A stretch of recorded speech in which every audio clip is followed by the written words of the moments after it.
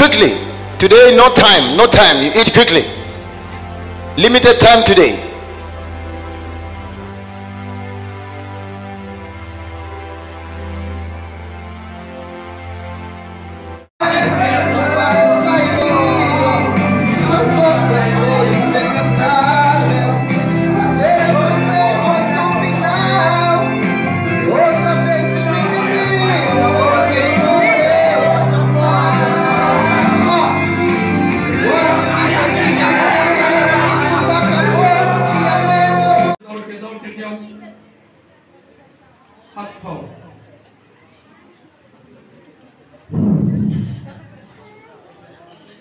दौड़ के दिया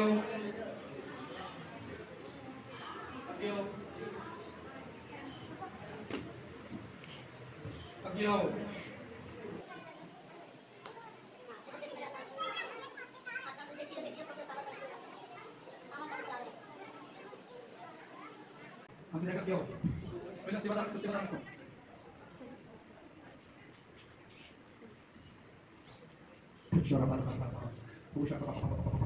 हाथ पर देखो, मेरे को सामने देखो।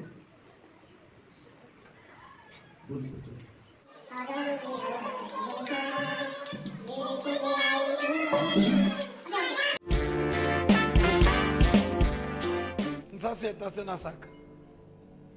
Silukule.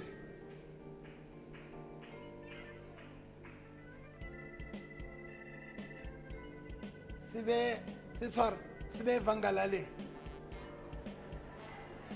Wena.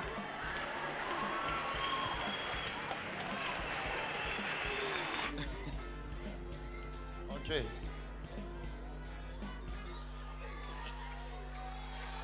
क्या है आपकी बेटी? यही है आपकी बेटी है जी। आपका पूरा परिवार कनाडा में जाने वाला है। कनाडा में बोलो hallelujah hallelujah.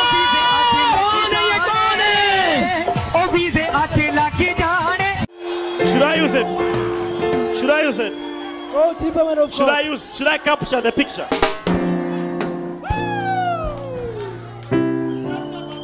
Professor Bejawan. Oh, deeper man of God. Professor.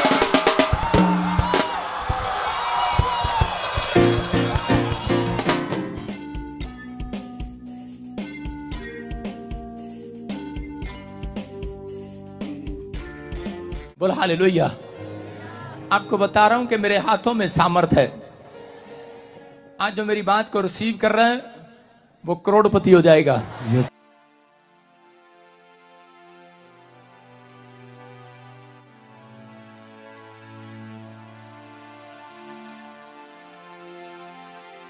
आज की हमारी मॉडर्न क्रिश्चियनिटी में बड़े ही अलग अलग किस्म के प्रॉफिट्स और अपोस्टल्स आ चुके हैं, नबी और प्रेरित।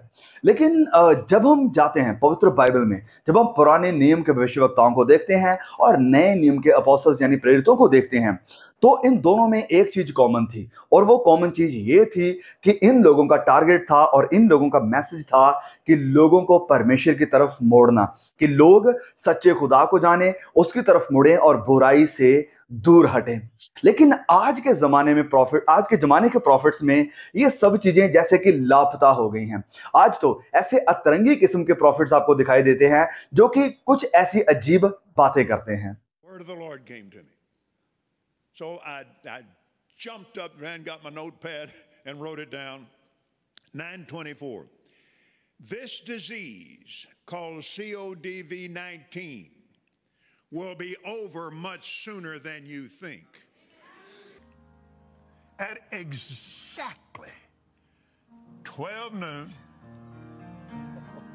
on the 29th day of March.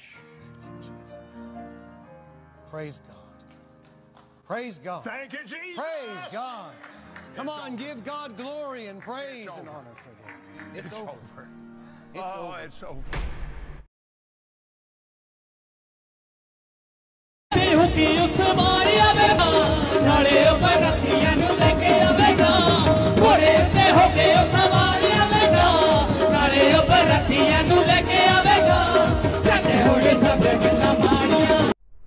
I'm Bible says something gonna knock your lights off. God has the power to take life, but he can't. He got the power to do it, but he won't. He's bound. He can't. He says death and life is in the power of whose tongue? Yours. You ready for this? You want something that'll knock your lights off? You choose when you live. You choose when you die. Death and life's in the power of your tongue. और फिर कुछ ऐसे भी profits जो इस तरह के बड़े अतरंगी काम करते हैं।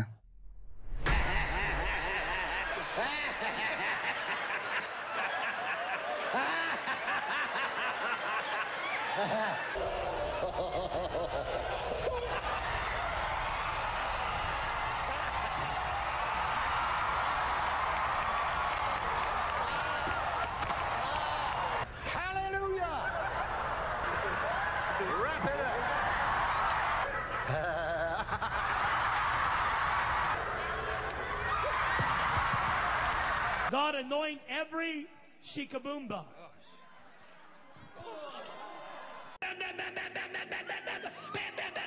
We are blessed. We are blessed to have this man here.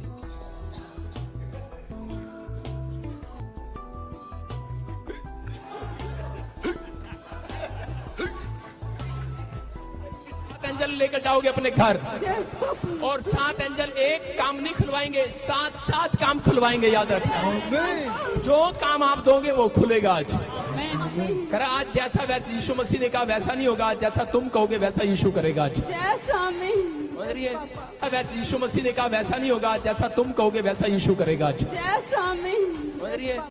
देखिए, ये कोई ऐसी चीज नहीं है जिसे हमें लाइटली लेना चाहिए या जिसे हमें जिसकी तरफ हमें तवज्जो नहीं देनी चाहिए। ऐसा बिल्कुल भी नहीं है। हमारे प्रभु यीशु ही थे जिन्होंने इसको लेकर एंड समय की बात करते हुए सबसे ज्यादा जोर दिया, सबसे ज्यादा बात करी। और क्यों ना हमें भी प्रभु यीशु मसीह की उन बातों को ध्यान से या उन बातों को सीख कर या समझ कर या देख कर या पढ़ कर, क्यों ना हमें भी उनकी बातों से सीखना चाहिए और उनकी बातों से सिखाना चाहिए आज की हमारी क्रिश्चियनिटी को।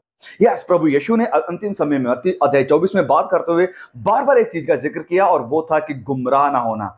बड़े झूठे नबी आएंगे, झूठे भविष्यवक्ता आएंगे, झूठे मसीहा आएंगे जो चुने हुओं को भी गुमराह कर देंगे। किनको? चुने हुओं को भी, मतलब चुने हुओं को भी के लिए भी वो लोग एक खतरा, एक डेंजर बन जाएंगे। तो आज के हमारे इस मैसेज में हम पुराने नियम से एक स्टोरी को पिकअप करेंगे और उसे ड्रामेटाइज करके सीखेंगे कि यस, हमारे लिए भी कितना बढ़िया और कितना महत्वपूर्ण मैसेज है वहां उस स्टोरी में, जो कि भविष्यवक्ताओं के विषय में बात करता है। अगर आप झूठे भविष्यवक्ताओं को सुनते हैं तो उन्हें सुनने का खतरा क्या हो सकता है, और झूठे भविष्यवक्ता कैसे लोगों को गुमराह करते हैं, और इनके विपरीत जो सच्चा भविष्यवक्ता होता है वह कैसे खड़ा रहता है। सो आइए हमारे आज के वीडियो को शुरू करते हैं।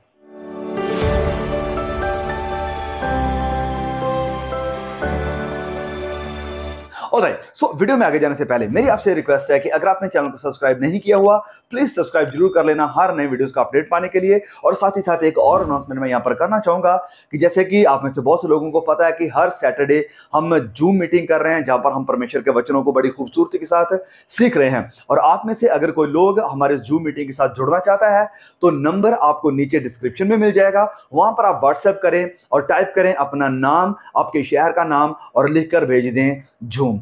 तो इस सैटरडे जो हमारी जूम मीटिंग होगी उसमें आप हिस्सा बन सकते हैं और आप हमारे जो व्हाट्सएप ग्रुप है उसका भी हिस्सा बन पाएंगे। ओके, तो ज्यादा वक्त जाया ना करते हुए चलिए हम जाते हैं सीधा परमेश्वर के वचन में। हम पढ़ेंगे पहला राजा अध्याय 22, फर्स्ट किंग चैप्टर 22। तो यहां पर एक तरफ झूठे भविष्यवक्ता हैं और एक तरफ एक सच्चा भविष्यवक्ता है, और एक तरफ वो ऑडियंस है जो गुमराह हो रही है झूठे भविष्यवक्ताओं से। तो हम इस पूरी स्टोरी को पढ़ेंगे और हमारे लिए बड़े अद्भुत यहाँ पर मैसेज हैं। तो चलिए हम सबसे पहले थोड़ा सा इस वचन के जो पहले शुरुआती आयतें हैं उन्हें पढ़ लेते हैं। पहला राजा अध्याय 22 और उसके वचन 1 और 2 को हम पढ़ते हैं। यहां पर लिखा है, 3 वर्ष तक यानी 3 सालों तक अरामी और इजरायली बिना युद्ध के रहे। अरामी और इजरायली, अब हम जानते हैं जब हम पुराना नियम पढ़ते हैं तो वहां पर इजरायलियों का युद्ध चलता रहता था, कई बार फिलिस्तियों के साथ और अरामी लोगों के साथ। अब ये जो लोग हैं अरामी, इनका इजराइल के साथ कोई भी युद्ध नहीं हुआ। वचन रहा कि 3 सालों तक वह शांत रहे। इसके बाद तीसरे वर्ष में यहूदा का राजा यहोशापात इजराइल के राजा के पास गया। ना इससे पहले कि हम थोड़ा आगे बढ़े, मैं चाहता हूं कि हम थोड़ा सा यहां पर हिस्ट्री लेसन सीख लें ताकि हमारे लिए ये स्टोरी थोड़ी सी और क्लियर हो जाए। नो, हम जानते हैं कि सबसे पहले इजराइल का राजा था शाऊल, उसके बाद दाऊद आया और उसके बाद सुलेमान था। तो सुलेमान तक ये जो किंगडम था ये एक यूनाइटेड किंगडम था, जहां पर इजराइल के ऊपर, पूरे यहूदा के ऊपर एक ही बादशाह, एक ही राजा था। लेकिन जैसे ही तीसरे राजा सुलेमान की मृत्यु होती है, मौत होती है, तो उसकी मौत के बाद ये जो शासन या किंगडम था वो दो हिस्सों में बंट जाता है। एक तरफ होती है 10 इजराइल की गोत्र और दूसरी तरफ होती है इजराइल की 2 गोत्र। अब इन दोनों हिस्सों में बटा हुआ राज्य कहलाता है, एक तरफ कहलाता है इजराइल का राज्य, दूसरी तरफ कहलाता है यहूदा का राज्य। यहूदा में मैंने कहा 2 गोत्र थे, इजराइल में मैंने कहा 10 गोत्र थे। नौ, इन 2 गोत्रों में जो यहूदा का राज्य था, यहां पर कुछ ऐसे राजा थे जो इनके राजा हुए जो कि कुछ अच्छे थे, लेकिन जो दूसरी तरफ इजराइल का राज्य है जहां पर 10 गोत्र हैं, यहां पर एक भी अच्छा राजा नहीं है। अब जिस कॉन्टेक्स्ट में हम पढ़ रहे हैं, पहला राजा अध्याय 22, अब तक जो राजा इजराइल के ऊपर रूल कर रहा है वो है राजा आहाब। और राजा आहाब के बारे में शायद मुझे कुछ बताने की ज्यादा जरूरत नहीं है, ये वही राजा है जो इजबेल का हस्बैंड था, हम जानते हैं कि उसका कैरेक्टर कैसा था। दूसरी तरफ यहूदा में इस वक्त राज्य कर रहा है राजा यहोशापात। अब इस करंट सिचुएशन में जिसे हम पढ़ रहे हैं, यहां पर 2 राजे हैं, एक यहूदा की तरफ हुकूमत कर रहा है राजा यहोशापात, इजराइल के ऊपर हुकूमत कर रहा है राजा आहाब। और इसी दरमियान ये जो राजा यहूदा का यहोशापात है वो जाता है इस राज्य में यानी इजराइल में राजा आहाब के पास। जब ही इसके पास गया होता है, हमने वचन 2 में पढ़ा, और तीसरे वर्ष में यहूदा का राजा यहोशापात इजराइल के राजा के पास गया। यहोशापात इजराइल के राजा आहाब के पास गया है। ओके, तो आगे जाने से पहले ये इंट्रोडक्शन और ये बैकग्राउंड में कहूं कि मैंने क्लियर कर दिया है और इससे आपको बहुत कुछ समझ में आ गया होगा। ओके, वचन आगे हम पढ़ते हैं 2, 3 और 4 को, और फिर आगे हम जो हमारे पॉइंट हैं मैं उनको आपके सामने रखता हूं। सबसे पहले हम पढ़ लेते हैं वचन को।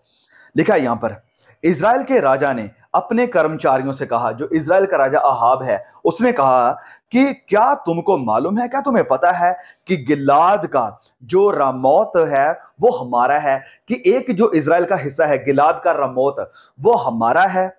फिर हम क्यों चुपचाप रहते हैं और उसे आराम के राजा के हाथ में क्यों नहीं, उससे हाथ से क्यों नहीं छीन लेते हैं।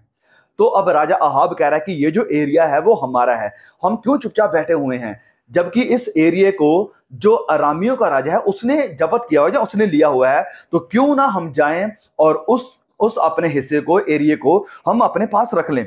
वचन 4 में, और उसने यहोशापात से पूछा, अब ये जो यहूदा का राजा है उससे पूछा, क्या तुम मेरे संग गिलाद के रामोत से लड़ने के लिए जाएगा, क्या तुम मेरे साथ कंपनी करेगा। Well dude, can we go together and fight the king of Arameans. तो यहोशापात ने इजराइल के राजा को उत्तर दिया कि ओके, अब इजराइल जो यहूदा का राजा यहोशापात है वो इजराइल के राजा आहाब से क्या कह रहा है कि जैसा तू है वैसा मैं भी, जैसी तेरी प्रजा वैसी ही मेरी भी प्रजा है, और जैसे तेरे घोड़े हैं वैसे ही मेरे भी घोड़े हैं। तो अब यहां पर राजा जो यहूदा का है यहोशापात, वो कह रहा है कि hey dude, we are all together, हम सब लोग एक ही तो हैं।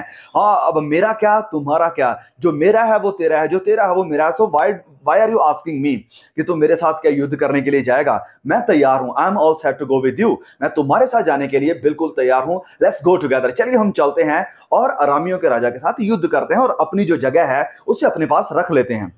ओके, तो यहां से हमारा अब पहला पॉइंट शुरू होता है।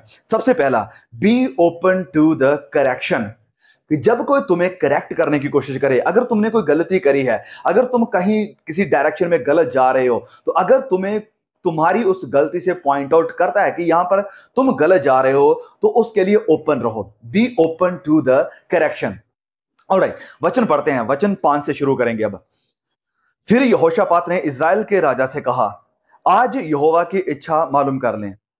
ओके, तो जो यहूदा का राजा है वो यहोशापात है। यहोशापात आहाब से कहता है कि देखिए, ओके, हम युद्ध के लिए जाएंगे, ऑफ कोर्स जाएंगे, लेकिन मैं चाहता हूं कि युद्ध में जाने से पहले हम एक बार परमेश्वर की इच्छा को जान लें। तो अभी यहां पर जो यहोशापात है वो एक अच्छा राजा है, वो परमेश्वर का भय मानने वाला है। दूसरी तरफ आहाब है जो परमेश्वर का भय मानने वाला नहीं है, हम जानते हैं। तो राजा यहोशापात अहाब से कहता है कि वेल हम जाएंगे, जरूर जाएंगे, लेकिन इससे पहले हम परमेश्वर की इच्छा को क्यों ना जाने। Let's go and acquire the Lord, हम परमेश्वर की इच्छा को जरूर जाने।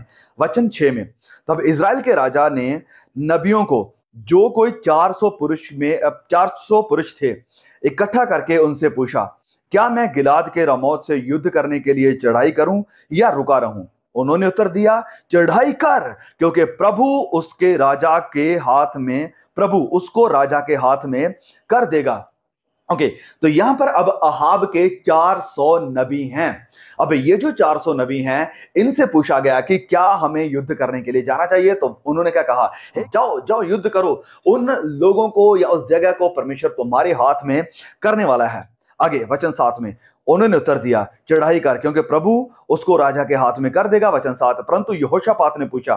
अब यहोशापात जो है वो परमेश्वर का भय मानने वाला एक राजा था। उसको कुछ ना कुछ यहाँ पर डॉट दिखाई दिया कि ये जो सब लोग हैं ये तो पॉजिटिव बातें कह रहे हैं, और ये जो नबी हैं 400 नबी, ये तो राजा अहाब के पर्सनल नबी हैं, तो कुछ ना कुछ तो फिशी है। हमें यहोशापात क्या कहता है वचन 7 में, तब परंतु यहोशापात ने पूछा कि क्या यहां यहोवा का और भी कोई नबी नहीं है जिससे हम पूछ ले? यहोशापात कहने लगा कि देखिए, मुझे इन सब की बातें सही नहीं लग रही हैं, मुझे ऐसा लग रहा है कि जैसे बस ये तुम्हारे फेवर में ही सारी अच्छी बातें कर रहे हैं। तो क्या कोई और नबी है यहोवा का जिससे हम पूछ सकें हमें जाना चाहिए या नहीं जाना चाहिए? ओके, तो वचन 8 में इजराइल के राजा ने यहोशापात से क्या कहा? यहोशापात से कहा कि हाँ, यिम्ला का पुत्र मिकाया एक पुरुष और है जिसके द्वारा हम यहोवा से पूछ सकते हैं कि हाँ, ओके, एक नबी है जिसका नाम है मिकाया, उससे हम पूछ सकते हैं, लेकिन वो हमारे ग्रुप का हिस्सा नहीं है, वो हमसे दूर है। तो आगे क्या लिखा है, परंतु मैं उससे घृणा करता हूं, मुझे उससे नफरत है। नफरत क्यों है? जवाब है, क्योंकि वह मेरे विषय में कल्याण की नहीं, मतलब अच्छी बात नहीं, वरन हानि ही की भविष्यवाणी करता है, कि वो कभी भी मेरे विषय में कोई अच्छी बातें नहीं करता है। वो हमेशा जब भी बोलता है नेगेटिव ही बोलता है और मेरे खिलाफ ही बोलता है, और इसलिए मुझे उससे नफरत है। मैं अब आपसे पूछना चाहता हूं, क्या आप भी अपने इर्द गिर्द, अपने अराउंड ऐसे लोगों को रखते हैं जो कि सिर्फ आपके विषय में अच्छी बातें करें? हे कम ऑन, आप बहुत अच्छे हो, आपके पास ये है, तुम ये हो, तुम वो हो, जो आपको हमेशा पंप अप करते रहते हैं? या आपके कुछ ऐसे भी दोस्त हैं, ऐसे भी लोग हैं जो आपको करेक्ट करने के लिए, आपकी गलती को गलत बोलने के लिए हमेशा तैयार रहते हैं? क्या आपके पास कुछ ऐसे लोग भी हैं? और अगर कोई आपको करेक्ट करता है, कोई आपको कोई चीज के विषय में पॉइंट आउट करता है, तो क्या आप उससे घृणा करना शुरू करते हैं, उससे नफरत करते हैं, या फिर उसकी बात को आप लेते हैं और जांचते हैं अपने आप को कि वाकया मुझ में ये गलती है, वाकया मुझे अपने आप को यहां पर सुधारने की जरूरत है? तो ये राजा जो अहाब है, ये मिकाया नबी जो कि एक सच्चा नबी है, ये उससे घृणा करता है। घृणा क्यों करता है? क्योंकि ये राजा कह रहा है कि वो मेरे विषय में हमेशा बुरी ही बातें करता है। अब वो इसके विषय में बुरी बातें क्यों करता था? क्योंकि वो परमेश्वर की बातें उसे बताता था, और परमेश्वर भी राजा अहाब से नफरत करते थे। क्यों? क्योंकि ये एक पपेट किंग बन गया था। किसका? रानी इजबेल का। इस कारण परमेश्वर नबी मिकाया के थ्रू अहाब को डांटते थे, और इस कारण, इस डांट की वजह से अहाब मिकाया को पसंद नहीं करता है। और ऐसा हमारे साथ भी होता है। जब हम सच्चाई लोगों तक पहुंचाते हैं, जब हम परमेश्वर के वचनों को जैसे हैं वैसे लोगों तक पहुंचाते हैं, तो लोग हमसे भी नफरत करते हैं। आप नीचे कभी कमेंट में जाकर देखिए, कई लोग हैं जो ऐसा बड़ा बुरा भला बोलता है कि तुम्हें क्या पता, तुम कौन होते हो न्याय करने वाले, जज करने वाले। लेकिन हमारा काम है परमेश्वर के वचनों को लेना, लोगों तक पहुंचाना, और ये जज करना नहीं है, ये परमेश्वर के वचन की सच्चाई बताना है। अब सच्चाई आपको अगर कड़वी लग रही है, सच्चाई अगर आपको ऐसी लग रही है कि आप जज कर रहे हो, तो आप हमें कुछ भी कह सकते हो, वी डोंट केयर। तो अब यहां पर राजा अहाब ने अपने अराउंड ऐसे लोगों को इकट्ठा किया है जो उसके विषय में हमेशा अच्छी बातें कहते हैं, लेकिन वो उन लोगों से नफरत करता है जो उसे करेक्ट करते हैं, उसे कहते हैं कि तुम्हें मुड़ने की जरूरत है। ओके, आगे क्या लिखा है? आगे हम पढ़ते हैं वचन 9 से। यहोशापात ने कहा, राजा ऐसा ना कहे। अब ये जो राजा यहोशापात है, जैसे मैंने कहा कि ये एक अच्छा राजा है, वो कह रहा है कि किंग शुड नॉट से सच थिंग, कि जो राजा है उसे ऐसी बातें नहीं कहनी चाहिए, उसे ऐसा कभी नहीं बोलना चाहिए नबियों को लेकर। तब इज़राइल के राजा ने एक हाकिम को बुलवाकर कहा कि यिम्ला के पुत्र मिकाया को फुर्ती से ले आ। तो अब राजा जो इज़राइल का अहाब है वो कहता है कि चलो ठीक है, हम उसे बुला लेते हैं। तो अपने लोगों को भेजता है कि जाओ और नबी मिकाया को यहां ले आओ। अब ये जो राजा अहाब है, अब जो पहला पॉइंट हम देख रहे हैं उसमें ये चीज हमें राजा अहाब में देखने को मिल रही है कि वो करेक्शन के लिए ओपन नहीं था। वो उस करेक्शन को ऐसी बात समझता था कि जैसे वो उसकी हानि की बातें कर रहा है, वरन इनफैक्ट सच्चाई ये थी कि नबी मिकाया उसके अच्छे, उसे भले की बातें कर रहा था, जो कि बाकी लोग नहीं कर रहे थे। बाकी लोग उसे पंप अप कर रहे थे, उसे उसकी गलती में उसे रहने दे रहे थे और उसे कहते थे कि तू सही है। लेकिन मिकाया उसे करेक्ट करने की कोशिश कर रहा है, लेकिन अहाब को लगता है कि ये मुझसे, मेरे विषय में हानि की बातें कहता है और मैं इससे नफरत करता हूं ना। इस पहले पॉइंट से हमें ये बात देखने की जरूरत है कि क्या हम करेक्शन को लेकर ओपन हैं, कि जब हमें करेक्ट किया जाता है तो क्या हम उस करेक्शन को लेकर ओपन हैं, या फिर हम उस करेक्ट करने वाले को जो सही सिद्धांत सिखाने वाला है, सही मार्ग के ऊपर लेकर जाने वाला है, उससे नफरत करना शुरू कर देते हैं। ऑलराइट, दूसरा पॉइंट, जो सच्चे नबी हैं, the true profits do not go with the flow, कि जो सच्चे नबी है वो फ्लो के साथ नहीं चलते हैं कि जैसे लोग चल रहे हैं, जैसे बाकी पास्टर्स कर रहे हैं, जैसे बाकी नबी कर रहे हैं, जैसे बाकी चर्चेस कर रहे हैं, तो चलो हम भी ऐसा ही करते हैं। नहीं, सच्चे नबी फ्लो के साथ बहाव में नहीं चलते हैं। चलिए पढ़ते हैं वचन 9 से फिर। ओके, वचन 9 में हमने देखा कि उसने कहा कि जाओ और मिकाया के पुत्र को बुला लो। आगे वचन 10 में, इज़राइल का राजा और यहूदा का राजा यहोशापात अपने अपने राज वस्त्र पहने हुए में एक खुले स्थान में अपने अपने सिंहासन पर विराजमान थे और सब भविष्यवक्ता उनके सन्मुख भविष्यवाणियां कर रहे थे। तो वचन 10 में लिखा है कि ये लोग बैठे हुए हैं अपने अपने सिंहासनों के ऊपर, और जो बाकी 400 नबी हैं वो उनके आसपास ही बैठे हैं, वो भी वहीं पर हैं, और वो भविष्यवाणियां कर रहे हैं। भविष्यवाणियां वो क्या कर रहे हैं? जाओ, सब अच्छा होगा, तुम्हारे लिए भला होगा, तुम जीत कर आओगे। वचन 11 में आगे जैसे लिखा है, तब कनाना के पुत्र जिदकिया ने लोहे के सींग बनाकर कहा, यहोवा यूं कहता है, इनसे तू अरामियों को मारते मारते नष्ट कर डालेगा। वाह! तो ये जो लोग हैं, जो झूठे नबी हैं, झूठे भविष्यवक्ता हैं, ये लोग कैसे मनगढ़ंत बातें बना रहे हैं। ये कह रहे हैं, वो एक लोहे का, यहां पर लिखा है कि लोहे के सींग को लिया और कहा, सोने के सींग लेकर क्या कहा कि यहोवा यूं कहता है। इन्होंने यहोवा से इंक्वायर नहीं किया हुआ है, पता नहीं कि यहोवा का वचन क्या है, यहोवा से बात नहीं करी है, लेकिन क्या करें कि यहोवा यूं कहता है, जबकि इन्हें यहोवा के वचनों का कुछ पता ही नहीं है। यहोवा के जो वचन हैं उनके बारे में इन्हें जरा सी भी नॉलेज नहीं है, लेकिन क्या कह रहे हैं कि यहोवा यूं कहता है। और इन्होंने क्या किया कि एक लोहे के सींग को लिया है, लोहे का एक सींग बनाकर राजा को दे रहे हैं और कह रहे हैं कि तू इससे अपने विरोधियों को, अपने दुश्मनों को नष्ट कर डालेगा, उन्हें मार डालेगा। अब आज हमारे जो मॉडर्न कई प्रॉफिट्स हैं, झूठे प्रॉफिट जो हैं, वो क्या करते हैं, जैसे इन्होंने लोहे का सींग बनाकर राजे को दिया कि तू इससे मारेगा लोगों को, आज के नबी, जो आज के मॉडर्न प्रॉफिट्स हैं, वो क्या करते हैं, वो तेल लेंगे, घड़ियां लेंगे या कई और चीजें लेंगे और वो लोगों को बेचते हैं और कहते हैं कि यहोवा परमेश्वर यूं कहता है, तुम इस तेल को अपने घर लेकर जाओ, इस हैंकी को, इस रुमाल को अपने घर में लेकर जाओ, इस घड़ी को, इस तस्वीर को अपने घर लेकर जाओ, तो तुम्हारे आसपास में शैतान का कोई साया नहीं आएगा, तुम्हें बीमारियां नहीं लगेंगी, तुम्हें ये नहीं लगेगा, वो नहीं होगा। तो क्या कर रहे हैं नबी, आज के लोगों का ध्यान या लोगों का फोकस इन चीजों के ऊपर लगा रहे हैं। लोगों का विश्वास प्रभु यीशु के लहू के ऊपर नहीं, परमेश्वर के ऊपर नहीं, वरन इन बनाई हुई चीजों के ऊपर लगा रहे हैं कि इन चीजों के द्वारा तुम सिक्योर हो जाओगे, तुम चंगे हो जाओगे। यहां पर ये जो नबी है, कनाना का पुत्र सिदकिय्याह, उसने लोहे का एक सींग बनाया है और राजे को दे दिया कि इसके द्वारा तुम जीत पाओगे, इसके द्वारा अपने दुश्मनों को मारोगे। जबकि यहोवा का वो वचन था ही नहीं, यहोवा ने वो चीजें बनाने के लिए कहा ही नहीं था। आज भी कहीं भी परमेश्वर के वचन में ऐसी बातें नहीं कही गई कि तुम घड़ियां अपने घर में रखो या किसी अपने जो मम्मी पापा हैं उनकी तस्वीरें अपने घर में लगाओ, तुम्हें आशीष मिलेगी, या उनके बनाए हुए जो तेल हैं जो वो तुम्हें बेच रहे हैं उन्हें अपने घर में लेकर आओ, तुम्हें चंगाई आशीष मिलेगी।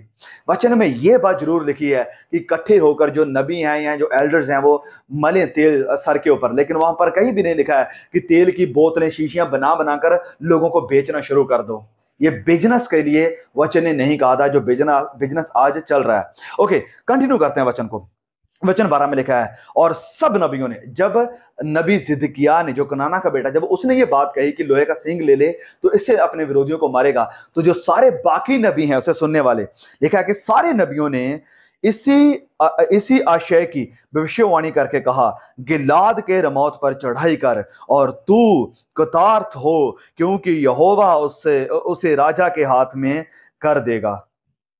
सारे नबी सहमत हो रहे हैं, एग्री कर रहे हैं जिदकिया नबी के साथ, और यही बात कर रहे हैं कि तू चढ़ाई कर और विरोधी तेरे हाथों में परमेश्वर करने वाला है, जबकि परमेश्वर ने इनसे बात करी नहीं है, जबकि इनको परमेश्वर के वचन के बारे में, परमेश्वर की बातों के बारे में कुछ पता ही नहीं है। क्योंकि ये जो लोग हैं सारे के सारे एग्री हैं, लेकिन ये सारे के सारे अनफेथफुल हैं, ये सारे के सारे वफादार नहीं है, ये सारे के सारे परमेश्वर की बातों से अनजान हैं, ये सारे के सारे परमेश्वर की बातों के बारे में नहीं जानते हैं, लेकिन वो राजा को पंप अप कर रहे हैं। आगे वचन 13 में यह लिखा है, जो दूत मिकाया को बुलाने के लिए गया था उसने उससे कहा।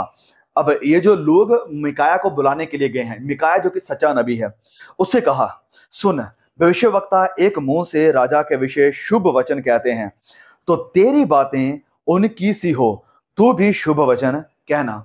अब ये लोग मिकाया को ये कह रहे हैं कि जितने भी वहां पर नबी हैं, जो 400 नबी हैं, वो सारे लोग अच्छी ही बातें कह रहे हैं, शुभ शुभ बातें बोल रहे हैं राजा के विषय में और उसके इस युद्ध के विषय में कि तू जीत कर आएगा। अब हम तुमसे यही कहते हैं कि तू भी उन्हीं के साथ, उन्हीं के फ्लो में बोलना, जो वो कह रहे हैं तू भी यही कहना। और आज भी ऐसा नहीं हो रहा है? जो बड़ी बड़ी मिनिस्ट्रीज हैं, उस मॉडल को लेकर हर एक चर्चेस में फॉलो किया जा रहा है। ये नहीं देखा जा रहा है कि क्या बाइबल में ऐसा है, क्या परमेश्वर ने ऐसा कहा है। बस कॉपी कैट काम चल रहा है कि जो वहां पर देख रहे हैं क्योंकि उस मिनिस्ट्री में ऐसा हो रहा है तो हम भी वैसा ही करेंगे। वो जो बड़ा नबी, प्रॉफिट, अपोस्टल है, वो ऐसी बातें करता है, हम भी उसी की तरह करेंगे। और मैंने लिटरली देखा है क्लियरली, मैं कई बार कई कन्वेंशंस में गया हूं, देखा है, और कई जो अपने आप को सो कॉल्ड प्रॉफिट्स बोलते हैं, वो एक जो बड़ा अपोस्टल या प्रॉफिट है उसकी एग्जैक्टली कॉपी करते हैं। उनका चलने फिरने का स्टाइल उसी के जैसा, उनका बोलने का स्टाइल है उसी के जैसा, चर्च सर्विस का स्टाइल है उन्हीं के जैसा, उनका भविष्यवाणियां करने का स्टाइल उन्हीं के जैसा। तो मतलब क्या कि वो फ्लो के साथ चल रहे हैं, जैसे वो कर रहा है वैसे ये लोग भी कर रहे हैं। तो नबी मिकाया को भी कहा गया कि तुम भी वैसे ही करना, जैसे उन लोगों ने कहा है 400 नबियों ने, तुम में भी वैसा ही कहना है। लेकिन नबी मिकाया का सच्चा नबी है, वो परमेश्वर को जानने वाला और परमेश्वर की बातों को जानने वाला नबी है, और वो फ्लो में जाने वाला नहीं है कि जैसे बाकी लोग जा रहे हैं मैं भी उसी बहाव में चला जाऊंगा। नहीं, नबी मिकाया क्या कहता है? वचन 14 में मिकाया ने कहा कि यहोवा के जीवन की शपथ है, कि मुझे परमेश्वर की जिंदगी की शपथ है, मैं तुम्हें सच सच कहता हूं कि यहोवा मुझसे कहे मैं वही कहूंगा, जो परमेश्वर मुझसे कहेगा मैं वही कहूंगा। जो परमेश्वर का ये जो वचन है, ये जो परमेश्वर का वचन है, मुझे जो वचन कहेगा मैं वही कहूंगा, जो परमेश्वर ने कहा है मैं वही बोलूंगा, कुछ और नहीं। मैं दूसरों को कॉपी नहीं करूंगा कि जो वो कह रहे हैं मैं भी वही कहूं, जो नबी 400 नबियों ने कहा है मैं भी वही कहूं, मैं वैसा नहीं करने वाला हूं। मैं जो परमेश्वर कहेगा, जो परमेश्वर की बातें होंगी उन्हें लूंगा और उन्हें राजा तक पहुंचाऊंगा। तो ये जो सच्चा नबी है वो बहाव में जाने वाला नहीं है, और यही बात आज के लिए भी अप्लाई होती है। जो सच्चे नबी हैं, जो सच्चे प्रचारक हैं, जो सच्चे खुदा के दास हैं, वो बहाव में नहीं चलते हैं, वो परमेश्वर के वचनों के ऊपर स्टैंड रहते हैं। वो लोगों को फॉलो नहीं करते कि जैसे वो कर रहे हैं हमें भी वैसे करना है। वो प्रभु यीशु को और परमेश्वर को फॉलो करते हैं, और मोस्ट इंपॉर्टेंटली उसके वचनों को फॉलो करते हैं कि वचन में क्या है, बाइबल हमें क्या कहती है। अब मेरी आपसे रिक्वेस्ट है, अगर आप कोई प्रचारक हैं, अगर आप कोई पास्टर हैं, अगर आप कोई भी परमेश्वर की सेवकाई में हैं, मेरी आपसे रिक्वेस्ट है कि आप सच्चाई पर खड़े रहें। फिर चाहे जैसे 400 नबी, और वहां पर लिखा कि सब लोग उसे ऐसा ही कहने लगे, फिर चाहे सब लोग आपके ओपोजिट ही क्यों नहीं कह रहे हैं, फिर सब लोग किसी और बहाव में क्यों नहीं जा रहे हो, अगर आपको अकेले भी खड़े होकर परमेश्वर के वचन का प्रचार करना पड़े तो आप अकेले खड़े होकर भी परमेश्वर के वचन का प्रचार करें। बहाव में कभी मत चले जाएं, परमेश्वर की वचन की सच्चाई को लोगों तक पहुंचाएं। फिर चाहे लोग इसको लेकर आपसे नफरत करें या आपसे मोहब्बत करें, आपको रिजेक्ट करें या आपको स्वीकार करें, ये मायने नहीं रखता। तो नबी मिकाया कहता है कि मैं बहाव के साथ नहीं जाऊंगा, जो मुझे परमेश्वर कहेगा, जो परमेश्वर का वचन होगा, मैं वही बताऊंगा। ऑलराइट, तो जो सच्चा नबी है वो कभी भी फ्लो के साथ नहीं बहता है। अब तीसरी बात, true profits boldly preach the truth. जो सच्चे नबी हैं वो बिना डरे खुदा के वचन की सच्चाई का प्रचार करते हैं, जो सच्चे नबी हैं। चलिए वचन से पढ़ते हैं, वचन 15 से हम कंटिन्यू करते हैं। जब वह राजा के पास आया, जब मिकाया राजा के पास आया, तब राजा ने उससे पूछा, हे मिकाया, क्या हम गलाद के रामोत से युद्ध करने के लिए चढ़ाई करें या रुके रहें? अब राजा से पूछ रहा है कि क्या हमें चढ़ाई करने जाना चाहिए या नहीं। तो उसने उसको उत्तर दिया कि हाँ, चढ़ाई कर और तू कतार हो और यहोवा उसको राजा के हाथ में कर दे। अब यहां पर नबी मिकाया जो है वो एक सार्कास्टिक लैंग्वेज यूज कर रहा है। सार्कास्टिक लैंग्वेज कि जैसे वो बाकी लोगों ने कहा था, वो कहते हैं कि हाँ ठीक है, ओके नो प्रॉब्लम, जाओ भाई जाओ, मुझे क्या कहना, मैं क्या करूं, जाओ ठीक है, प्रभु कर देगा हाँ तुम्हारे हाथ में उन लोगों को, अच्छी बात है, जाओ। वो सार्कास्टिक लैंग्वेज यूज कर रहे हैं। लेकिन ये बात राजा को पता चल जाती है कि ये जो नबी मिकाया है ये सच्चाई नहीं बता रहा है, बस सार्कास्टिकली मुझे बोल रहा है कि जा तू। तो नबी क्या कहता है, राजा अहाब से क्या कहता है? राजा ने उससे कहा, मुझे कितनी बार तुझे शपथ धराकर चिताना होगा कि तू यहोवा का स्मरण करके मुझसे सच ही कह। राजा अहाब कह रहा है कि मुझे तुम्हें कितनी बार कहना होगा कि तू ऐसे सार्कास्टिकली मेरे साथ बातें मत कर, मुझे सच ही कह, जो यहोवा का वचन कहता है मुझे वही कह। He wants to know the truth. He wants the prophet to tell him the truth. वो चाहता है कि नबी उससे सच्चाई की बातें करे, उससे सच्चाई बताए। वो चाहता था कि नबी उसे सच्चाई बताए, but he doesn't have the guts to stand for the truth. उसके अंदर ये हिम्मत नहीं है कि वो सच्चाई को सहन कर सके या सच्चाई के ऊपर खड़ा रह सके। आगे मिकाया ने कहा, मुझे समस्त इज़राइल बिना चरवाहे का भेड़ बकरियों के समान पहाड़ों पर तितर बितर देख पड़ा, और यहोवा का ये वचन आया, वह तो अनाथ हैं, अतएव वे अपने अपने घर कुशल श्रेम से लौट जाएं। ओके, राजा अहाब कहता है कि मैं तुझे कहता हूं प्लीज मुझे सच्चाई बता, हम सच्चाई को सुनना चाहते हैं, हम जो सच्चा वचन है उसे सुनना चाहते हैं। बड़े लोग आज यही कहते हैं, हम तो सच्चाई सुनने वाले हैं, हम तो सच्चाई का वचन जानने वाले हैं, लेकिन जब उन्हें सच्चाई बताई जाती है तो सच्चाई उन्हें हजम नहीं होती है। अब राजा जो अहाब है उसके सामने मिकाया सच्चाई बतानी शुरू करता है, और सच्चाई का वो बताता है। मिकाया कहता है कि मुझे समस्त इज़राइल बिना चरवाहे के भेड़ बकरियों के समान पहाड़ों पर तितर बितर दिखाई पड़ता है, कि जो पूरा इज़राइल है ऐसे दिखाई पड़ रहा है कि जैसे उनका कोई चरवाहा ही नहीं है। और इज़राइल का चरवाहा कौन था उस वक्त? यही राजा अहाब। और जब उसने ये बात कही तो राजा को तुरंत पता चल गया कि ये नबी मिकाया क्या कहने की कोशिश कर रहा है। आगे लिखा है, तब इज़राइल के राजा ने यहोशापात से कहा, अब सच्चाई बता दी। पहले वचन 16 में वो क्या कह रहा था कि हे मिकाया, I want you to tell me the truth, मुझे सच्चाई बता। नबी मिकाया ने उसे सच्चाई बता दी कि सच्चाई तो ये है। अब राजा अहाब सच्चाई जानने के बाद यहोशापात राजा से क्या कहता है, हाँ सुनो, क्या मैंने तुझसे नहीं कहा था कि ये मेरे विषय कल्याण की नहीं हानि ही की भविष्यवाणी करता है? क्या मैंने तुझे नहीं कहा कि ये हमेशा मेरे लिए हानि ही की भविष्यवाणियां करता है? अब राजा पहले सच्चाई की उपेक्षा करा कि सच्चाई मुझे बता, लेकिन जब उसने सच्चाई बताई तो he couldn't handle the truth, वो उस सच्चाई को सहन नहीं कर सका। और क्या कह रहा है राजा यहोशापात से कि मैंने तुझे तो पहले कहा था कि ये जो नबी है मेरे विषय में हमेशा बुरी ही बात कहेगा, मेरी हानि की ही बात कहेगा, कभी अच्छा नहीं कहेगा मुझे। लेकिन नबी मिकाया वही अकेला इंसान है जो सच्चाई कह रहा है, लेकिन वो इस सच्चाई को कहने से डर नहीं रहा है कि राजा मुझे क्या कह देगा या राजा मेरे साथ क्या व्यवहार करेगा। आगे क्या लिखा है? Okay, so we continue. मिकाया ने कहा, इस कारण तू यहोवा का ये वचन सुन ले। अब वो कंटिन्यू कर रहा है, अभी उसकी भविष्यवाणी, उसका जो मैसेज है वो खत्म नहीं हुआ है, वो कंटिन्यू कर रहा है। तो ओके, मिकाया ने कहा, इस कारण तू यहोवा का ये वचन सुन, मुझे सिंहासन पर विराजमान यहोवा और उसके पास दाहिने बाएं खड़ी हुई स्वर्ग की समस्त सेना दिखाई दी। तब यहोवा ने पूछा, अहाब को कौन ऐसा बहकाएगा कि वह गिलाद के रमौत पर चढ़ाई करके खेत आए? तब किसी ने कुछ और किसी ने कुछ कहा। अब ये जो नबी मिकाया है, ये उसे सच्चाई बता रहा है, किसे? राजा अहाब को। सिर्फ उसके सामने ही ये बोल्डली प्रचार नहीं कर रहा है, वरन जो 400 नबी खड़े हैं, अब वो उनके विषय में भी सच्चाई बताने के लिए जा रहा है कि उनके विषय में क्या, वो क्यों ये बातें कर रहे हैं जो वो कर रहे थे। अब उनके सामने ये 400 नबी और ये अकेला है, उनके सामने भी परमेश्वर की सच्चाई बताने से वो नहीं डरा है। ओके, तो क्या कहता है कि मैं ऐसे परमेश्वर को विराजमान बैठे देखा और उसके सामने उसकी पूरी सेना को देखा। और तब यहोवा ने पूछा कि अहाब को कौन ऐसा बहकाएगा, कि अहाब को बहकाना है।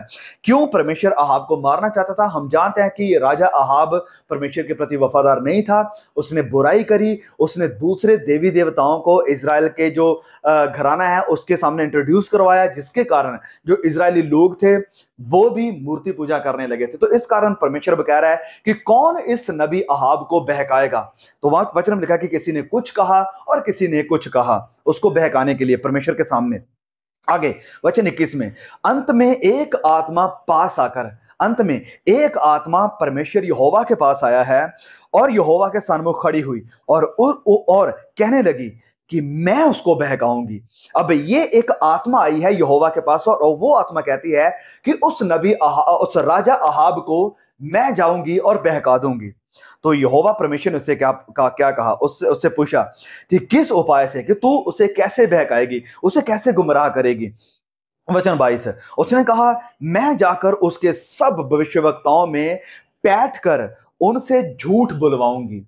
ये आत्मा परमेश्वर से कह रही है कि मैं जाऊंगी अहाब के सामने और जितने उसके नबी हैं मैं उनमें समा जाऊंगी और उनसे झूठ बुलवाऊंगी। हो वाह, ये इंटरेस्टिंग है, ये स्टोरी इंटरेस्टिंग है। आगे सुनिए, यहोवा ने कहा, तेरा उसको बहकाना सफल होगा, जाकर ऐसा ही कर। ओ वाह, ये वंडरफुल प्लान है, जा और ऐसा ही कर।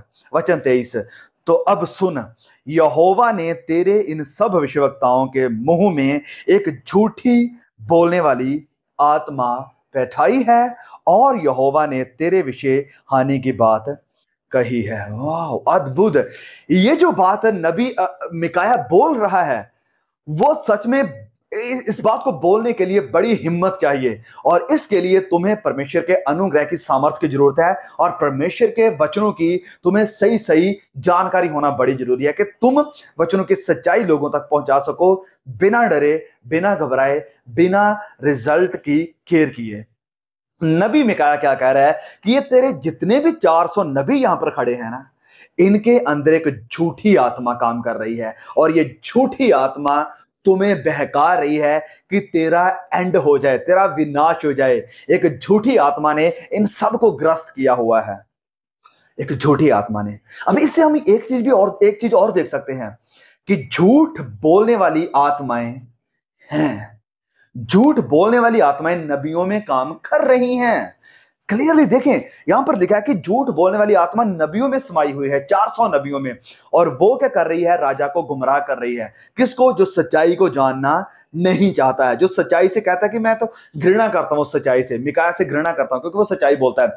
तो जो सच्चाई को जानना नहीं चाहता है उनके लिए, उसे गुमराह करने के लिए, उसे बहकाने के लिए फिर परमेश्वर ने अलाउ कर दिया है कि झूठी आत्मा को झूठे नबियों में समाने के लिए कि वो इस राजा को बहकाए, गुमराह करे। और यहां पर हमारे लिए एक बड़ा ही क्लियर मैसेज है, अगर आप सच्चाई से प्यार नहीं करने वाले हैं, अगर आप सच्चाई को चाहने वाले और सच्चाई के लिए भूखे प्यासे नहीं हैं, तो इसका मतलब है कि आप डिजर्व करते हैं कि आपको गुमराह किया जाए। जब आप सच्चाई को जानना नहीं चाहते हैं तो फिर इसके कारण परमेश्वर भी आपको बहकाना शुरू कर देगा। ये एक नए नियम का वचन है कि फिर परमेश्वर भी आपको बहकाना शुरू कर देगा, आपको गुमराह करना शुरू कर देगा, क्योंकि आप सच्चाई जानना नहीं चाहते हैं। फिर आपके सामने वही नबी आएंगे जो कि आपको बहकाएंगे। उनके अंदर परमेश्वर झूठी आत्मा को अलाउ करेगा जो कि झूठ के द्वारा लोगों को गुमराह करेंगे। और आज वो झूठी आत्मा बहुत बड़े स्केल पर काम कर रही है। बड़े लोगों को गुमराह कर रही है, जो लोग सच्चाई से प्यार नहीं करते हैं। तो जब ये मिकाया ये बातें कर रहा है कि तेरे ये जो 400 नबी हैं इनके अंदर झूठी आत्मा काम कर रही है, तो वो बड़ा बोल्डली प्रचार कर रहा है। पहले उसने कहा कि इजराइल बिना चरवाहे के है, मतलब कि वो इस राजा अहाब के विरोध में बात कर रहा है कि इजराइल का जो राजा है वो नहीं रहेगा, उसकी जो प्रजा है वो बिना चरवाहे की होगी, ये खत्म हो जाएगा। वो नहीं डरा राजा को सच्चाई बताने से कि तू मरने वाला है, तू जहां जा रहा है वहां पर तेरी मृत्यु हो जाएगी, तू खत्म हो जाने वाला है। वो राजा के सामने सच्चाई बोलने से नहीं डरा। फिर ये जो 400 नबी खड़े हैं वो उनके विषय में भी सच्चाई बोलने से नहीं डरा। उसने निडर होकर बोल्डली परमेश्वर के वचन का प्रचार किया। ऑलराइट, अब यहां पर हम एक चीज और देखते हैं कि ये जो नबी मिकाया है उसकी जो भविष्यवाणियां थी वो बहुत ही स्पेसिफिक थी, बहुत ही स्पेसिफिक। राजा के विषय में स्पेसिफिक भविष्यवाणी थी कि तू खत्म हो जाने वाला है, जो इजराइल है वो बिना चरवाहे के होने वाला है। फिर जो उसने भविष्यवक्ताओं के विषय में भविष्यवाणी करी वो भी बड़ी एक स्पेसिफिक भविष्यवाणी थी। लेकिन अगर बात करें हम आज के नबियों की, आज के नबी क्या करते हैं? वेल, मैं तुम्हारे घर में लाल कलर की, सफेद कलर की टाइलें लगी देख रहा हूं, तुम्हारे बाथरूम में ये टाइल लगी हुई है, तुम्हारे बाथरूम में इतने टैब हैं, ओके, मैं देख रहा हूं तुम्हारे किचन में इतने कपबोर्ड, ये कलर के कपबोर्ड लगे हुए हैं, तुम्हारे बेडरूम में ये लगा है, वो लगा है। अबे ये क्या है? ये कौन सी भविष्यवाणियां हो गई? और ये सब बताकर आप क्या कहने की कोशिश कर रहे हो? क्या इसमें कुछ स्पेसिफिक है, कोई बात है, कोई इनकी ढंग है, क्या मैसेज है इस सब में? ये जो नबी मिकाया जो भविष्यवाणी कर रहा है तो स्पेसिफिक है, किसी चीज को सामने लेकर आ रही है, परमेश्वर का वचन लोगों तक पहुंचा रही है। मैं तुम्हारे घर में टाइल देख रहा हूं, मैं तुम्हारे घर में ये देख रहा हूं, तुम्हारे घर में वो देख रहा हूं, तुम्हारे घर में एसी लगा हुआ है, तुम्हारे घर में बाथरूम में ये है, तुम्हारे किचन में ये है, तुम्हारे बेडरूम में ये है, तुम्हारे ड्राइंग रूम में ये है। ये क्या भविष्यवाणियां हैं? मैं क्लियरली जब भी ऐसी बातें देखता हूं तो मुझे पता चल जाता है कि ये लोग परमेश्वर की तरफ से नहीं है।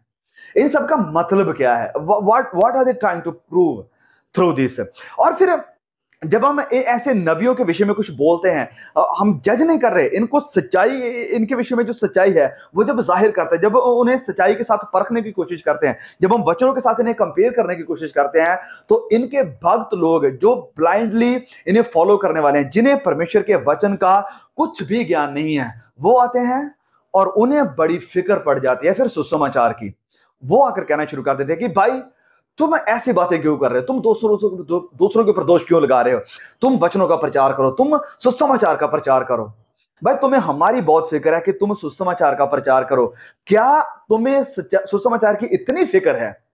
क्या तुम्हें सुसमाचार की इतनी फिक्र है? और अगर आपको सुसमाचार की इतनी फिक्र है तो जाओ उन झूठे नबियों के पास, उन झूठे मम्मी पापा के पास है, और उन्हें भी जाकर कहो कि तुम ऐसी फालतू की भविष्यवाणियां क्यों कर रहे हो, सुसमाचार का प्रचार करो। जब हम किसी चीज को पॉइंट आउट करते हैं, जब हम झूठी शिक्षाओं को और झूठे लोगों को, झूठी भविष्यवाणियों को जाहिर करने की कोशिश करते हैं, लोगों को सावधान करने की कोशिश करते हैं, लोगों को इन भेड़ियों से बचने के लिए कहते हैं, तो आपको सुसमाचार की फिक्र लग जाती है।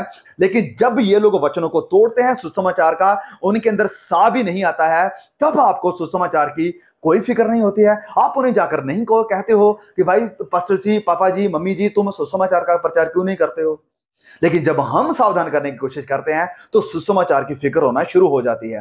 लेकिन मैं आपको बताना चाहता हूं, हमारे हर वीडियो को देख लीजिए, तकरीबन 95 वीडियोस में आपको सुसमाचार मिलेगा कि प्रभु यीशु के ऊपर विश्वास रखो, मन फिरो, क्योंकि परमेश्वर का राज्य निकट है और यीशु ही एकमात्र रास्ता है। यह सुसमाचार हमारे हर वीडियोस में देखने को मिलेगा। हम लोगों को ऐसे इन 400 झूठे नबियों की तरह और आज के मॉडर्न मम्मी पापा प्रॉफिट्स की तरह गुमराह नहीं करते हैं कि वचनों के साथ उन्हें वाकिफ ही नहीं करवाएंगे, ऐसी ऐसी भविष्यवाणियां करेंगे जिनका कोई मतलब ही नहीं है।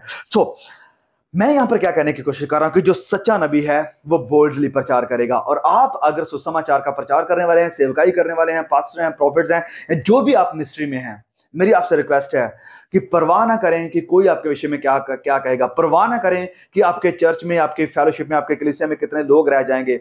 परवाह ये करें कि क्या परमेश्वर का वचन सही प्रचार हो रहा है या नहीं हो रहा है। ओके, तो ये थी तीसरी बात कि जो सच्चे नबी हैं वो प्रचार बोल्डली करते हैं बिना परवाह किए। चौथी बात, the true prophets are opposed, कि जो सच्चे नबी हैं उनका विरोध होता है, उनका विरोध किया जाता है। ओके, तो आगे वचन 24 में क्या लिखा है, तब कनाना का पुत्र सिदकिय्याह ने, अब ये जो कनाना का पुत्र सिदकिय्याह है, ये पूरी जो ग्रुप है 400 नबियों का, उनका लीडर है, उनका सरदार है। तो वो अब जब उसने ये सुना कि क्या 400 नबियों के अंदर झूठा आत्मा काम कर रहा, तो उसे गुस्सा आया, उसे क्रोध आया और वो मिकाया के पास गया। लिखा है कि सिदकिय्याह ने मिकाया के निकट जा उसके गाल पर थप्पड़ मारकर पूछा। वाह, नबी मिकाया को जोर से थप्पड़ मिला है। किस कारण? क्यों? क्योंकि उसने सच्चाई बोली है, क्योंकि उसने परमेश्वर की बात राजा तक और उन नबियों तक पहुंचाई है, जिसके कारण इस सिदकिय्याह ने उसे जोर से आकर थप्पड़ मारा है। और क्या कहा कि यहोवा का आत्मा मुझे छोड़कर तुझसे बातें करने को किधर गया? कब वो तुझसे बातें करने लगा? 25, मिकाया ने कहा, जिस दिन तू छिपने के लिए कोठरी से कोठरी में भागेगा। अब फिर से नबी मिकाया इस नबी सिदकिय्याह के बारे में भी भविष्यवाणी करने लगा, स्पेसिफिक भविष्यवाणी, कि जब तू कोठरी से कोठरी भागेगा तब तुझे ज्ञान होगा, तब तुझे पता चलेगा कि तू क्या बोल रहा था। जितने भी लोग झूठी भविष्यवाणियां कर रहे हैं, लोगों को गुमराह कर रहे हैं, लोगों को नरक के रास्ते पर ले जा रहे हैं, जो जितने भी झूठे नबी इस झूठ बोलने वाली आत्मा के साथ ग्रस्त हैं, जब ये भी परमेश्वर को आते देखेंगे, प्रभु यीशु को लौटते देखेंगे, तो नबी मिकाया ने जैसे कहा कि तब तू जानेगा, तो ये लोग भी तब जानेंगे कि हमने क्या किया। जब ये लोग प्रभु यीशु के सामने खड़े होकर कहेंगे कि हे प्रभु यीशु, हमने तेरे नाम से, तेरे ही नाम से, हमने कहा था कि यीशु के नाम से, हमने तेरे ही नाम से लोगों को भविष्यवाणियां करी, तेरे ही नाम से लोगों को चंगा किया, तेरे नाम से बड़े बड़े चमत्कार किए। और जब प्रभु यीशु उनसे फिर कहेगा, मैंने तुम्हें कभी नहीं जाना, हे कुकर्म करने वालों, मेरे पास से दूर चले जाओ, तब तुम्हें पता चलेगा, तब तुम्हें पता चलेगा। आगे वचन 26 में, तब इज़राइल के राजा ने कहा, अब सबसे पहले जब उन्होंने नबियों के खिलाफ भविष्यवाणी करी, मतलब उनके खिलाफ ने उनके विषय में सच्चाई बताई, तो उनके जो सरदार मिकाया सिदकिय्याह था, उसे गुस्सा आया, उसने थप्पड़ लगाया नबी मिकाया से। अब जब राजा को, अब राजा से क्या सजा देने वाला है, क्योंकि उसने राजा के खिलाफ भी तो, या राजा के विषय में भी तो सच्चाई बताई है। अहाब ने कहा कि मिकाया को नगर के हाकिम आमोन और योआश राजकुमार के पास ले जा और उनसे कह कि राजा यूं कहता है कि इसको बंदी गृह में डालो, और जब तक मैं कुशल से ना आऊं तब तक इसे दुख की रोटी और पानी दिया करो, कि जब तक मैं सही सलामत वापस नहीं आ जाता हूं तब तक इसे जेल में डाल के रखो और इसे दुख की रोटी दो, मतलब उसे ऐसा खाना दो जिसे जिसे जिसे खाने के लिए उसका दिल, उसका मन नहीं करेगा, लेकिन बस उसे वही देना से पता चले कि राजा के खिलाफ बोलने का और उसके नबियों के खिलाफ बोलने का नतीजा या रिजल्ट क्या होता है। अब ये बात कौन कह रहा है? राजा अहाब कह रहा है। लेकिन जब राजा अहाब ने ये बात करी तो नबी मिकाया फिर क्या कहता है? और मिकाया ने कहा, यदि तू कभी उशल से लौटे, कि अगर तू सही सलामत वापस आ गया, तू जैसे जा रहा है, अगर तू वैसे ही वापस आ गया, तो जान कि यहोवा ने मेरे द्वारा नहीं कहा। तो ये बात पक्की हो जाएगी, ठहरा दी जाएगी कि परमेश्वर ने मेरे द्वारा बात नहीं करी थी, मैं परमेश्वर के वचनों का प्रचार नहीं कर रहा था, अगर तेरे साथ वैसा ही नहीं होता है जैसा मैंने कहा था। फिर उसने कहा, हे लोगों, तुम सब के सब सुन लो, कि जितने भी यहां पर खड़े हैं सब के सब इस बात को सुन लो कि अगर राजा वापस आ जाता है जैसे वो जा रहा है ऐसे ही, तो फिर मैंने परमेश्वर की तरफ से बात नहीं करी, मैंने परमेश्वर के वचन का प्रचार नहीं किया, अगर राजा ऐसे ही वापस आ जाता है। तो नबी को अपोज किया गया है, उसे थप्पड़ मारा गया, उसे जेल में डाल दिया गया, उसे दुख की रोटी दी गई। कारण, वजह, क्योंकि उसने सच्चाई का प्रचार किया। जैसे संत पौलुस कहते हैं कि have I become your enemy because I told you the truth, कि क्या मैंने तुम्हें सच्चाई बताई और क्या इसके कारण मैं तुम्हारा दुश्मन बन गया, तुम्हारा विरोधी बन गया।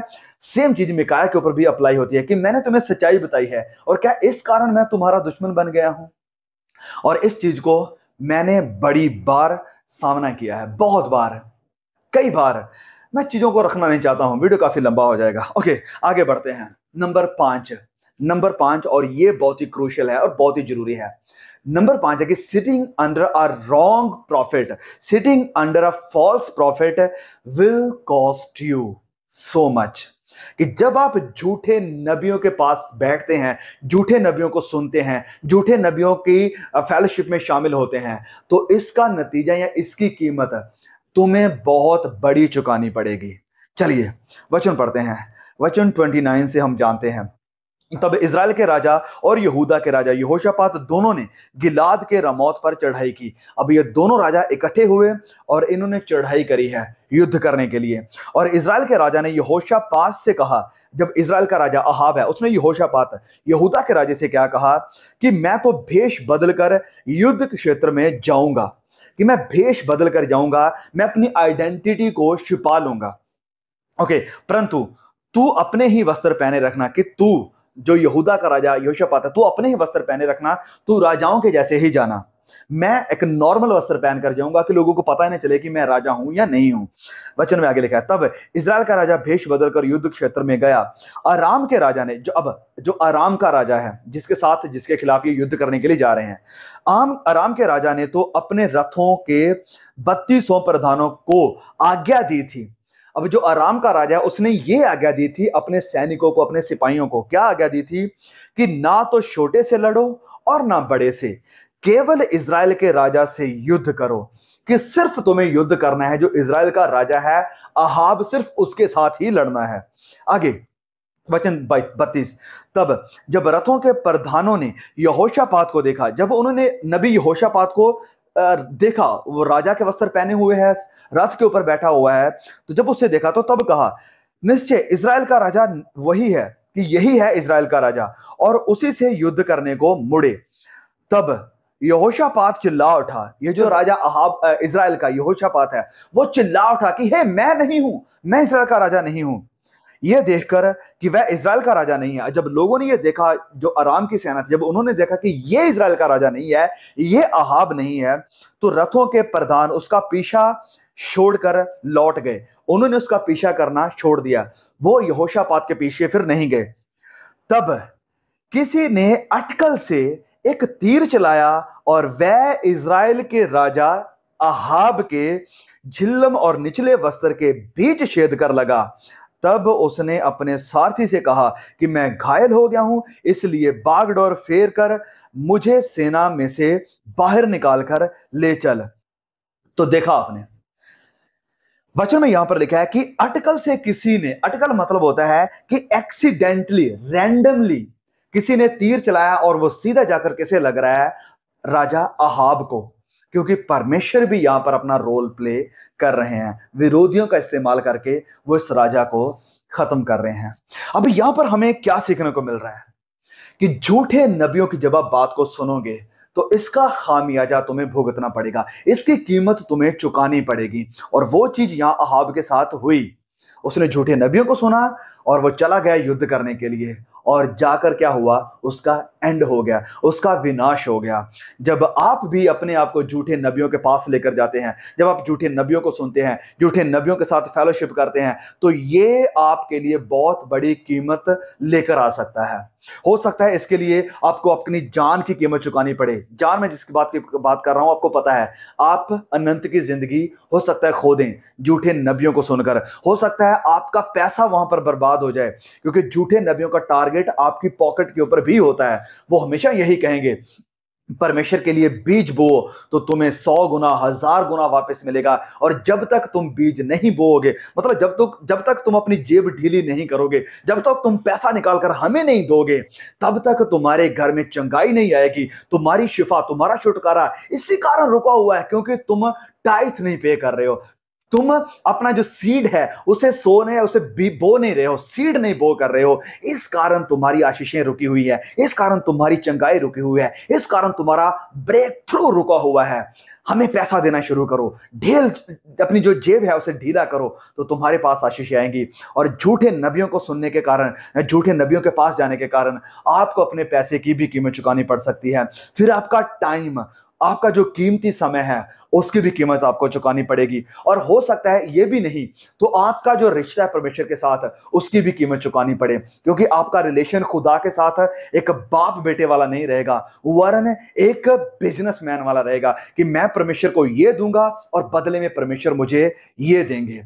तो आप खुदा के साथ एक सौदेबाजी करेंगे। आपका खुदा के साथ कोई रिलेशन नहीं है, कोई प्यार नहीं है कि भले ही वो मुझे कुछ दे या ना दे, लेकिन मैं उसका बेटा हूं, मैं उसकी बेटी हूं। तो आपका जो रिलेशन है वो भी अफेक्ट होगा। क्यों? झूठे नबियों के पास जाने के कारण, झूठे नबियों के सुनने के कारण। और इससे भी ज्यादा जरूरी एक बात और हो सकता है, आप परमेश्वर के साथ निराश हो जाएं, आप परमेश्वर के ऊपर गुस्सा करें उस बात के लिए जो देने का उसने तुम्हारे साथ या हमारे साथ वायदा ही नहीं किया है। वो वायदे तो झूठे नबियों ने करे थे, जो आपने सुने, जो आपने रिसीव किए, लेकिन वो वायदा परमेश्वर ने नहीं किया। वो वायदा कहीं भी आपको वचनों में देखने को नहीं मिला, जो वायदे आपके झूठे नबियों ने करे। तो इसके कारण हो सकता है कि आप परमेश्वर के ऊपर क्रोधित हो जाएं और फाइनली आप परमेश्वर के ऊपर विश्वास करना छोड़ दें कि वेल आपकी मांगे पूरी नहीं हुई, कि आपने जो मांगा था, आपने जिसके लिए मेहनत करी, वो सब आपको नहीं मिला। तो इस कारण हो सकता है आप परमेश्वर से दूर हो जाएं और फाइनली जिसका रिजल्ट यही होगा कि आप अनंत के विनाश में जाएंगे। और इस कारण झूठे नबियों के सामने बैठना, sitting under the wrong profits will cost you so much. Please इस वीडियो को बहुत ज्यादा शेयर करें और भी भाई बहनों तक पहुंचाएं। God bless you. आमीन।